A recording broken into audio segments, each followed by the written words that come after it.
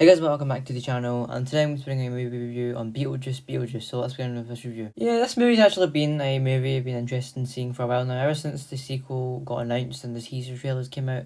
I actually really wanted and looked forward to seeing this film, and yeah, I finally watched it today, September 8th, it's been out in the cinema for 2 days now, and it's an interesting film, I'll say that, and yeah, I've loved the first one for a while, I've seen the first one for a few years now actually. I watched it back in 2020 in the Halloween time-ish, because it was, COVID, pandemic, and I had nothing to do, so I just kind of watched that. It was on Netflix at the time, so I actually really enjoyed it. I watched my friends actually, yeah, remembered really enjoying it, so yeah, the sequel was finally out, and it was interesting for sure, so yeah, as always in the movie reviews I do, I will do positive and negative. So let's begin with positives. So starting off the positives, what I really like about the cast is that basically they brought back all of the original cast apart from maybe one or two people. But Winona Ryder as Lydia Deetz and Catherine O'Hara as Delia Deetz, I'm pretty sure, as her mother is fantastic. It is just great, and of course the big man himself, Michael Keaton, back as Beetlejuice. The one and only man who can only play Beetlejuice is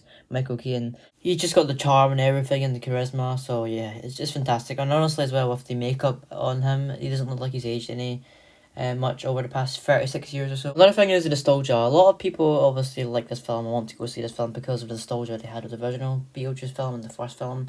Obviously, I wasn't born in the 80s, I was born long after the original came out, but I did really enjoy the first one, so wanting to see this one again just shows, or not this one again, sorry, wanting to see the sequel just showed how much I really enjoyed and appreciated the original film. And yeah, I can imagine a lot of people going to see this film, them being fans of Beetlejuice, just shows how popular and beloved he is as a character in general. Another thing I like about this film a lot is that the score is still composed by Danny Elfman, none other than Danny Elfman. Who could compose the score for Beetlejuice by Danny Elfman? Like, it is, or it seems like, obviously, every Tim Burton film, sorry, Burton film is, composed, its main theme and all the songs composed by Danny Elfman. You know you're going to be in for a treat, because obviously the original Beetlejuice was composed by Danny Elfman. Hearing that opening theme play in the, beginning of the film when it was just all dark and then it came on, it did give me goosebumps, and that just shows how good of a theme it is. It's a great theme, I love it. Beetlejuice theme is just probably it's up there, probably one of the best themes for a movie, in my opinion. It's not top 10, but it's a very solid theme song. I really do like the theme, and it gives you chills, honestly. And one more positive thing about this film, I really do like how they handled the characters coming back after like a long period of time. 36 years since the original film, released back in 1988, and it is now 2024. They handled them coming back so well, and they handled continuing that same story from the original film so well. It is just great. It's like Cobra Kai. Cobra Kai obviously continuing the story of Daniel and Johnny, mostly unrelated, but carrying that on basically 35 years later, 40 years later, and, incorporating that, utilising it into the present day. This is kind of what Beetlejuice does by continuing that same old story that we all know and love from the original film and bringing it back into the present day. The final positive I have to say about this film actually is the backstory. We get actually a more depth, detailed look at Beetlejuice's backstory between him and Dolores, his ex-wife, and the fella before he was dead, he was a grey wolver, which is quite interesting actually, and he lived around 700, 600 years ago during the Black death or the plague. So that's quite interesting to find out, because we never got this kind of information, can't speak today, I'm speaking too fast, back in the original film. So if we're only getting a glimpse and a bit of taste of his original backstory and origins, is quite interesting to finally see. And moving on to the negatives of this film, there's quite a few downfalls and stuff that set this film back from being a really good film and a great sequel. So, first of all, the film has a lot of plot points. There's a lot of different things going on at the same time. It's just too much. So, for one thing, there's obviously Beetlejuice's ex-wife coming back to get him and, getting revenge on him for, killing her all those years ago. But at the same time, there's, like, Jenna Ortega and her, friend that I actually forgot that was in the movie, because he was, like, only in it for half the film. And that is, of course, that teenage boy. I forgot his name already, and I, can't be bothered looking at the cast. So, yeah, there's that guy who, just wants to get back into, the real world by, using her to get back into the real world. And then at the same time, there's, like, of course, and her new fiancé or husband, I guess. I don't know what that's really want to call it, can't really speak. That wants to, pressure her, kind of force her into marrying him, basically. So there's a lot of things going on at the same time, I don't like that. Very messy, and it just, seems too much to handle and take in. So yeah, that's what sets this film back quite a lot for me. The thing is the pacing of this film. It does kind of feel a bit rushed, and the 1 hour 44 minutes runtime kind of did feel a bit too fast for me and quick to my liking.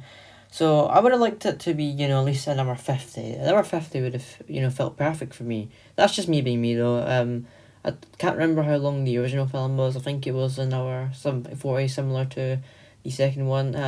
If not even shorter. But yeah, those 1 hour 44 minutes. Sorry, 1 hour 44 minutes. Can't speak again.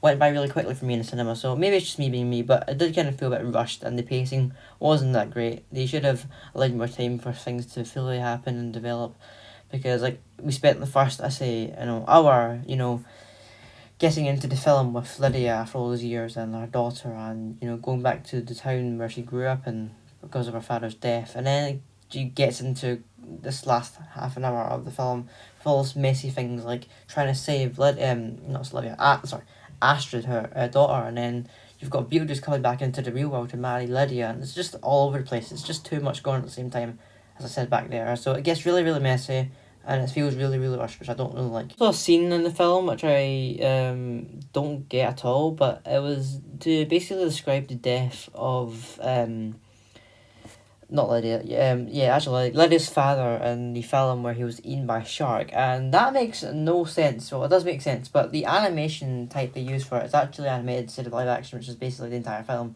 It's strange. I don't get it. It was weird. If you've seen the film, it's really hard to, describe, because if you've not seen the film, you won't get it. But if you've seen the film, and if you remember quite exactly that moment, you might know what I'm talking about. It's quite weird and strange, that sequence. Of course, this film's missing the two main stars from the original film. You got Alec Baldwin and Gina Davis, of course, missing from this film.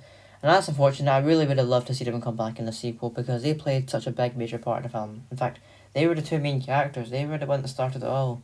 They were the first ones we see in the film, and played pretty much the major main parts of the film. So yeah, I would have loved to see them come back, but it's quite unfortunate that we didn't get to see them back. Overall, Beetlejuice was a decently fun film in the cinemas, in my opinion, and yeah, it's a decent sequel as well. It's quite a fun time, just a wacky film overall, and pokes fun in a lot of things. So that serves as the direct continuation of the original film released 36 years ago. It is actually a great sequel. The story is continued in a perfect and flawless way.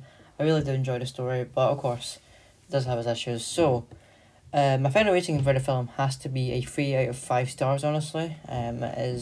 It isn't great, but it isn't bad either. It's in the middle for me. And a 5 out of 10, just like the 3 stars. It's in the middle. It isn't bad, but it isn't great, if that makes sense. And yeah, also overall, the film is a bit darker than the first one, I will say that. There's a lot more gore and, darker themes in it, sexual stuff as well. And it's quite a controversial 12A in my opinion. I don't know if it was just me that watched this in the cinemas, but my friend agreed as well when we saw this film. Should this be a 12A?